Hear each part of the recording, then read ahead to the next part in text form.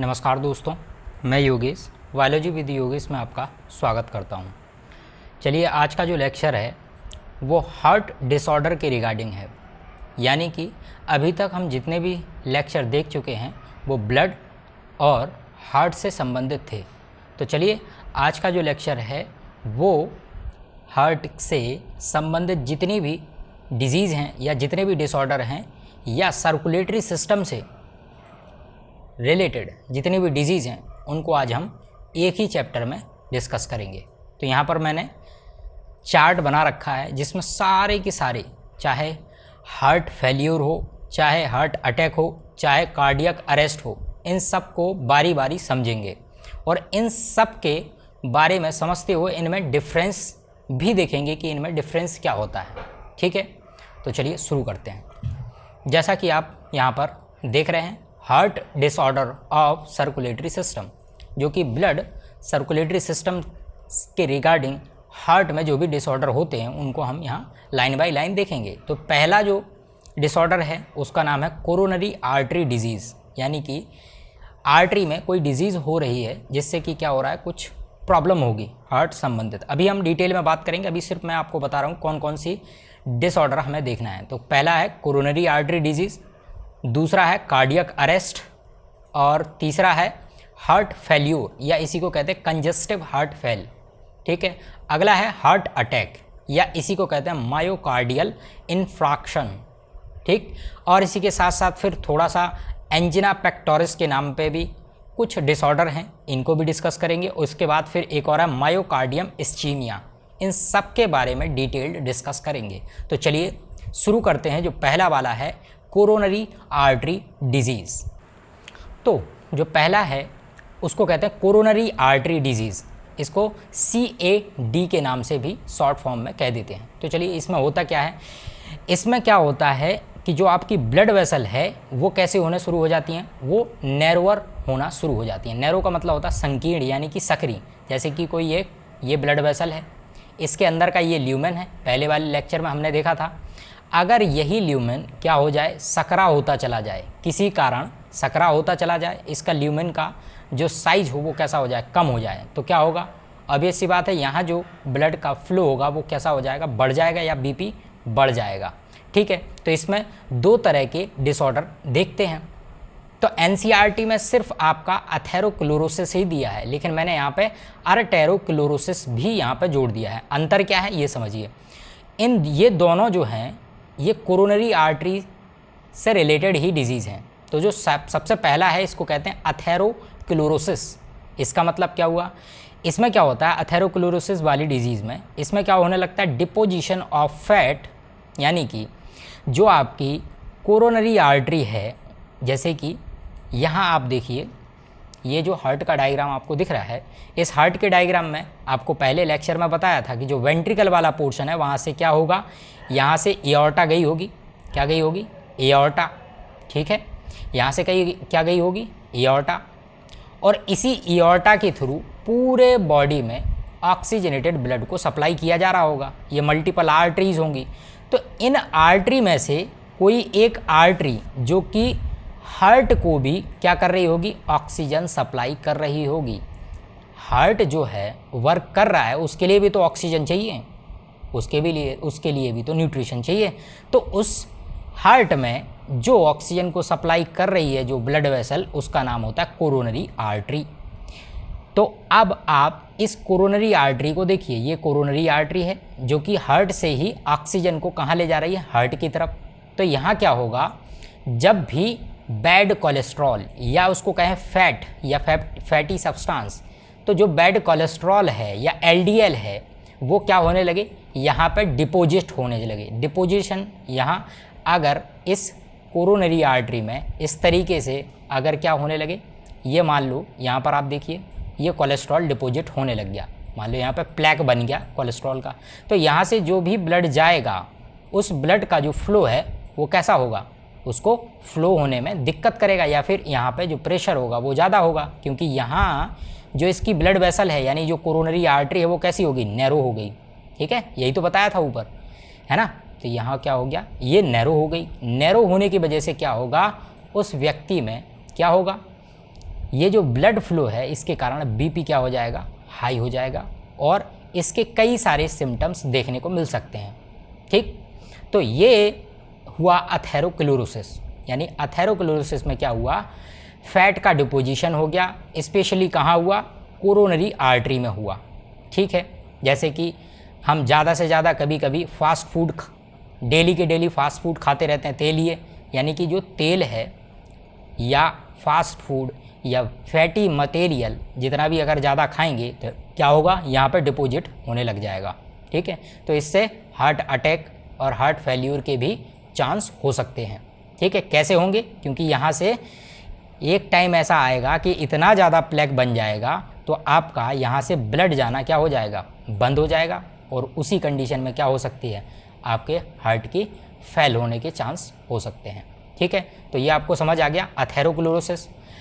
अब यहाँ नेक्स्ट जो है आर्टेरोक्लोरोसिस। अब इसमें क्या है तो ये दोनों एक ही तरह की, दोनों में ही क्या होगा, इस कोरोनरी आर्टरी में क्या देखने को मिलेगा, प्लेग देखने को मिलेगा, यानी कि यहाँ डिपोजिशन देखने को मिलेगा। लेकिन अथेरोक्लोरोसिस में फैट का डिपोजिशन था, लेकिन आर्टेरोक्लोरोसिस में क्या होता है, डिपोजिशन ऑफ कैल्शियम। क्या होता है, बॉडी में एक्सेस अमाउंट में जब भी कैल्शियम बनने लगता है तो वो कैल्शियम इसी कोरोनरी आर्टरी में क्या होने लग जाएगा, डिपॉजिट होने लग जाएगा। तो इसी डिपोजिशन की वजह से फिर वही बात, यहाँ ब्लड जो है उतने अमाउंट में इस हार्ट को नहीं दे पा रहा होगा, यानी इस हार्ट को उतनी अमाउंट में ऑक्सीजन नहीं दे पा रहा होगा, क्योंकि यहाँ से जो फ्लो होगा वो कम हो जाएगा, क्योंकि वजह से किसकी, कैल्शियम के डिपोजिशन की वजह से। तो आपको समझ आ गया, अगर आपका जो कोरोनरी आर्टरी है उसमें डिपोजिशन हो जाती है फैट की या कोलेस्ट्रॉल की तो उसको कहते हैं अथेरोक्लोरोसिस, और जब भी कैल्शियम का डिपोजिशन होने लगे ब्लड वेसल्स में उनको कहते हैं आर्टेरोक्लोरोसिस। ठीक है, आई होप आपको समझ आ गया होगा। चलिए अब हम नेक्स्ट डिसऑर्डर की बात कर लेते हैं, इसको थोड़ा जूम कर लेते हैं, तो चलो देखते हैं। अब इसके बाद हम बात करते हैं कार्डियक अरेस्ट की। अच्छा, कार्डियक अरेस्ट में क्या होता है, तो चलिए देखो, कार्डियक अरेस्ट में क्या होता है कि जब भी हार्ट स्टॉप कर दे पंपिंग, यानी कि हार्ट सडनली क्या करना शुरू कर दे, सडनली वो जो हार्ट है पंपिंग कर रहा था, पंप करने का मतलब क्या हुआ, जब हार्ट पंपिंग करता है तो पूरे शरीर में क्या भेजता है, ऑक्सीजनेटेड ब्लड।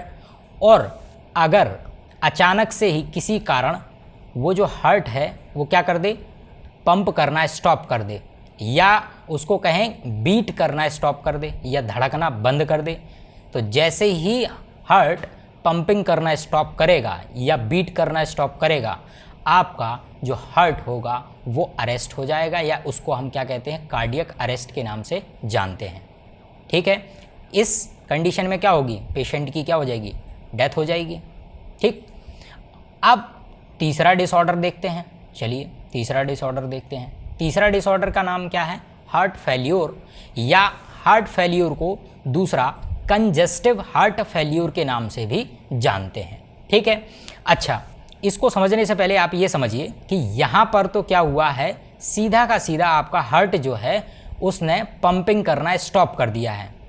ठीक है, लेकिन यहाँ क्या हुआ है, हार्ट फेल्यूर वाली कंडीशन में heart is not enough pumping, यानी कि जो आपका पंपिंग सिस्टम है वो तो चल रहा है, यानी कि पंपिंग सिस्टम स्टॉप नहीं हुआ है, लेकिन जितने अमाउंट में ब्लड को सप्लाई करना था पंप करके, या जितना पंप करना था उतना पंप नहीं कर पा रहा, या उसकी वीकनेस की वजह से, यानी किसी कारणवश उस हार्ट की जो मसल है वो क्या करना स्लो कर दिया उसने, या उसमें इनफ जितना पंप करना था उसको वो पंप करना उसने क्या कर दिया, कम कर दिया या बंद कर दिया।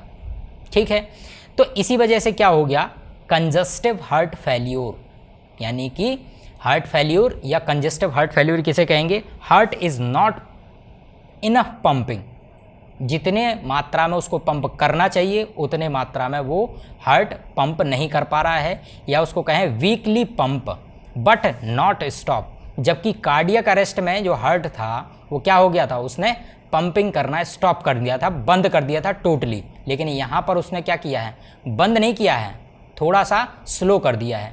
ठीक है, इसके भी कई सारे चांस हो सकते हैं, इसमें भी कई सारे सिम्टम्स देखने को मिल सकते हैं। ठीक है, इस वाली कंडीशन में हम पेशेंट को तुरंत उसको ट्रीटमेंट देके बचा भी सकते हैं। ठीक है, लेकिन कार्डियक अरेस्ट में सीधा क्या होगा, पेशेंट की डेथ हो जाएगी। तो चलिए अब नेक्स्ट डिसऑर्डर की बात करते हैं। तो जो अगला डिसऑर्डर है उसको हम हार्ट अटैक के नाम से जानते हैं। तो चलिए हार्ट अटैक देख लेते हैं। हार्ट अटैक में क्या होता है? हार्ट अटैक को दूसरे शब्दों में मायोकार्डियल इन्फाक्शन के नाम से भी जानते हैं। अब ये मायोकार्डियम इन्फाक्शन का मतलब क्या हुआ? यहाँ पर देखिए, हार्ट अटैक जब होता है जब क्या हो, suddenly damage of heart muscles या हार्ट के जो टिश्यू होंगे उनमें डैमेज आ जाए, या उसको अगर हम दूसरे भाषा में कहें तो मसल डेथ, यानी मसल डेथ हो जाए ड्यू टू डिफिशिएंट ऑक्सीजन। देखो अभी इसी के पहले हमने बात करी थी, जो कोरोनरी आर्टरी थी उसके थ्रू हार्ट के मसल को क्या मिल रहा था, ऑक्सीजनेटेड ब्लड मिल रहा था, यानी कि उसको ऑक्सीजन मिल रही थी। अब किसी कारण उस हार्ट को, जैसे ये हार्ट है उसको भी तो ऑक्सीजन चाहिए, ये हार्ट जो है ये तभी तो पंप करेगा जब इसको जितने अमाउंट में ऑक्सीजन चाहिए, एडिक्वेट अमाउंट में ऑक्सीजन इसको मिलेगी तो ये अपना काम करेगा, बार बार पंप करेगा। लेकिन इसको इनएडिक्वेट अमाउंट में, यानी कि बहुत कम अमाउंट में इसको क्या मिलना शुरू हो जाए, बहुत कम अमाउंट में इसको ऑक्सीजन मिले इस हार्ट मसल को, तो कहीं कहीं की मसल्स, मान लीजिए इसका जो वेंट्रिकल साइड वाला जो पोर्शन है, वेंट्रिकल साइड वाला जो पोर्शन है या वेंट्रिकल वॉल है, यहाँ पर डिफिशिएंट अमाउंट ऑफ ऑक्सीजन की वजह से यहाँ क्या हो जाए, उस हार्ट मसल की डैमेजिंग हो जाए, या कहें उस हार्ट मसल की क्या हो जाए, डेथ हो जाए। मान लो यहाँ के वेंट्रिकल वाले पोर्शन की इस मसल टिश्यू में या इस टिश्यू में क्या हो जाए, डैमेज हो जाए। अब क्या होगा, डैमेज होने की वजह से क्या होगा, अब ये जो वेंट्रिकल वाला पोर्शन है उतने अमाउंट में क्या करेगा, ऑक्सीजन या ब्लड को सप्लाई नहीं कर पाएगा जितना अच्छे से वो पहले कर रहा था। यानी कि अगर किसी भी हार्ट के टिश्यू में कुछ डैमेज हो जाए, ठीक है, उसके कारण उस व्यक्ति के हार्ट में जो पंपिंग सिस्टम है वो क्या हो जाएगा, इफ़ेक्ट हो जाएगा। ठीक है, तो इस वाली कंडीशन में क्या हुआ, हार्ट अटैक वाली कंडीशन में क्या हुआ, सडनली डैमेज हो गया, हार्ट की जो मसल है उसमें डैमेज आ गया। ठीक है, तो मसल डेथ की वजह से ये हार्ट अटैक के चांसेस बढ़ जाते हैं।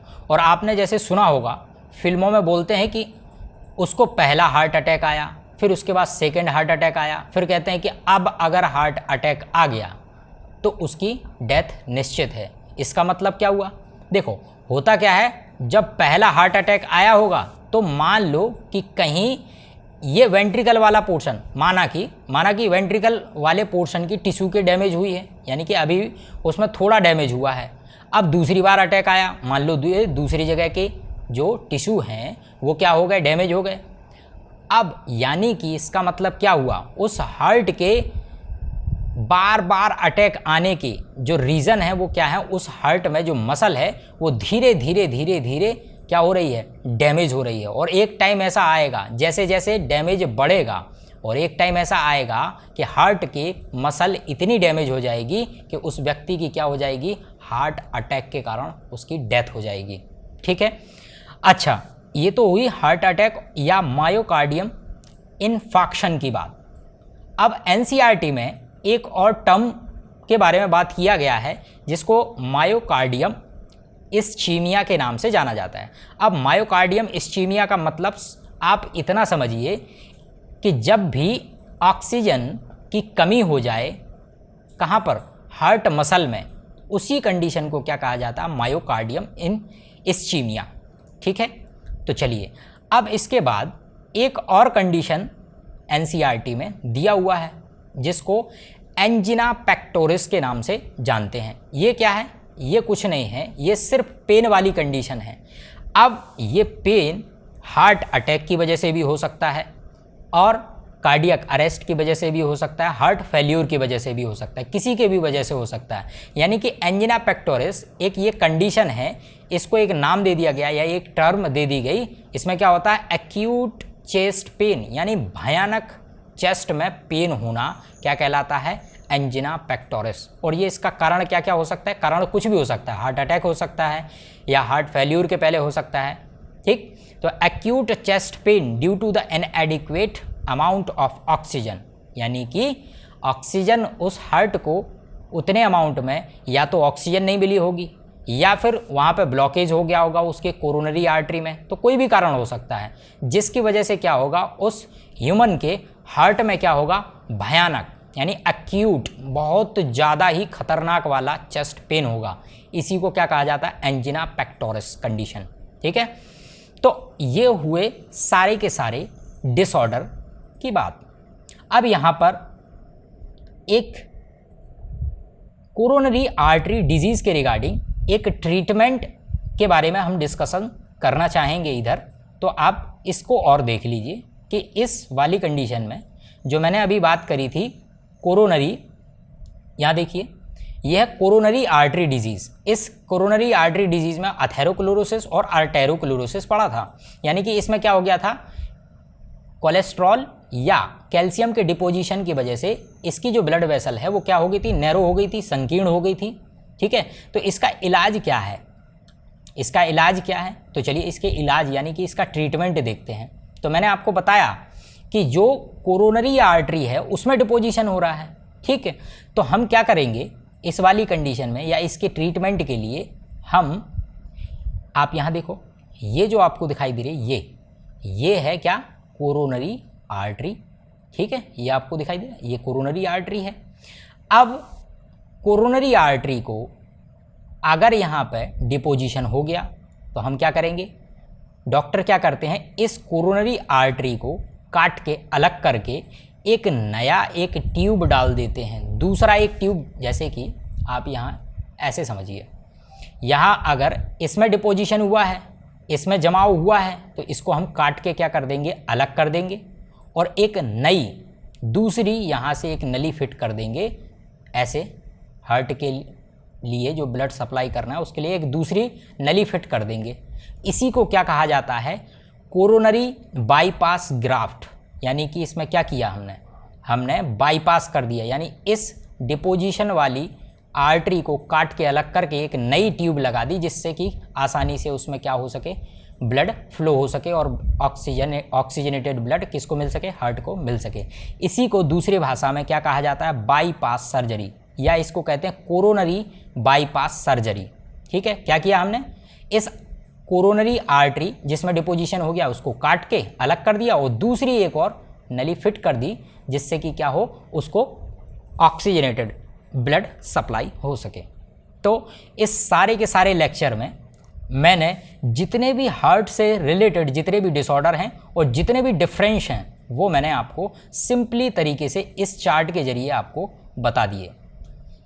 और लेक्चर बनाने में बड़ा मेहनत होती है, तो चलिए आप लोग ज़्यादा से ज़्यादा लोगों को शेयर करें और सब्सक्राइब करना ना भूलें। Thank you.